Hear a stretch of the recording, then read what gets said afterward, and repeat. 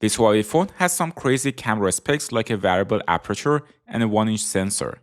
I was curious how good the camera is, so I decided to compare it to my Sony full-frame camera, which with the lenses I use today costs over $5,000.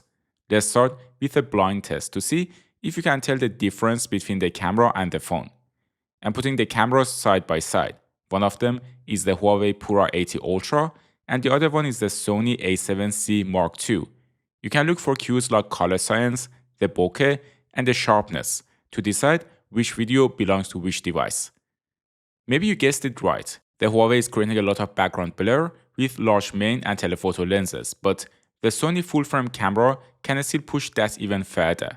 Also, the Huawei videos are often a bit sharper in comparison to the footage coming out of the Sony camera, which is typical of smartphones and their computational videography.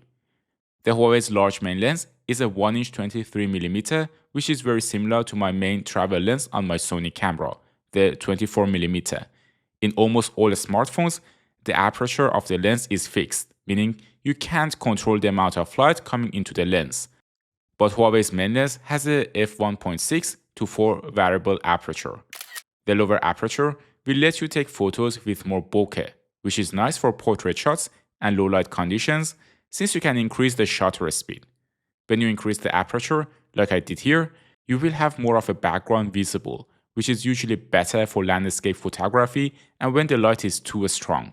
When taking photos on auto mode, the Huawei camera usually, in my experience, picks a lower aperture, which is totally fine, even if you're taking a landscape photo.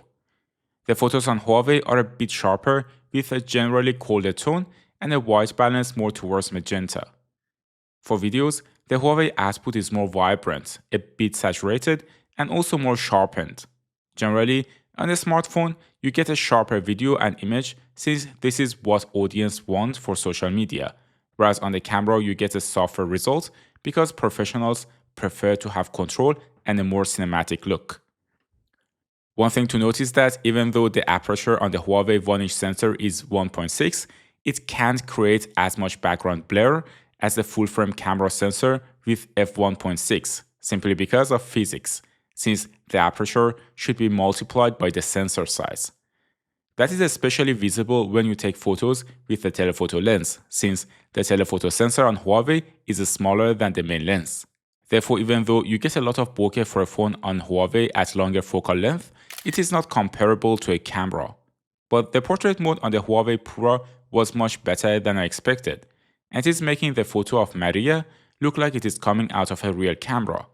Yes, the color science is different between the two and the Sony is creating a softer look, but if I want to pick one for social media, I'll probably pick Huawei.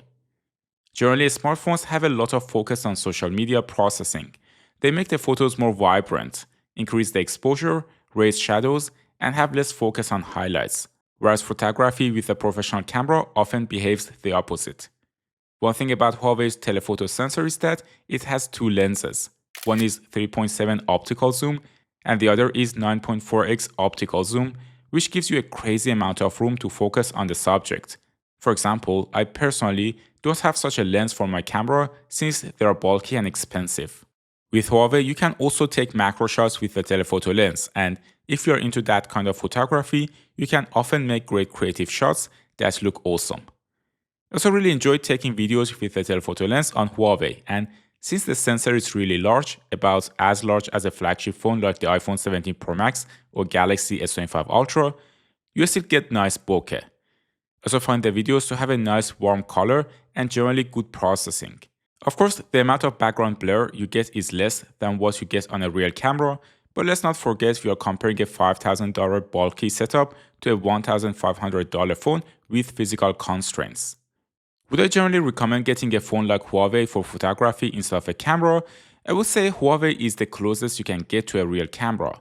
You have a variable aperture and a 1-inch sensor, and these two will let you take creative shots that look like they're out of a real camera. I personally use this type of phones when I travel and for my daily life, and only bring a camera when I want to do a specific photo shoot. Otherwise, the best camera is often the one that is always with you. You can also opt for a phone like the Vivo X300 Pro, which is one of the best camera phones I've ever tested. If you want to see how Vivo compares to the iPhone 17 Pro Max, you can watch this video next. Thanks for tuning into Tecmo, and I will see you in the next one.